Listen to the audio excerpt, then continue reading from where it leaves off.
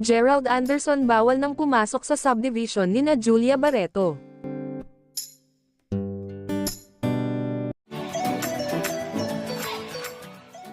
Kalat na ang tungkol sa pagkakaibigan nina Julia Barreto at Lucas Lorenzo, ang ikatlo sa panganay na anak ng negosyanteng si Martin Lorenzo sa asawang si Maria Lea de Leon.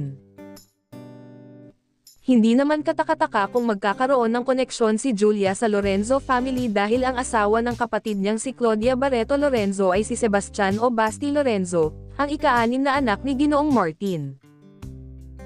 Anyway, kinumpirma na ng Star Magic at Viva Artists Agency na hiwalay na nga sina Gerald Anderson at Julia Barreto pagkalipas ng 4 na taong relasyon.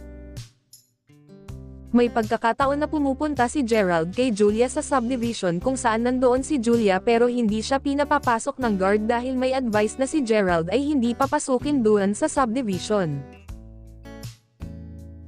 Tinatry ni Gerald na makipag-ayos kay Julia. Napabalita ang may third party ang dahilan ng hiwalayang Gerald at Julia.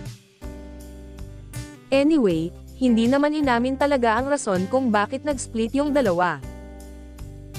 Matunog na ang usap-usapan ngayon na nagkakamabutihan na umano si Julia at ang rich businessman na si Lucas Lorenzo na isa rin daw equestrian.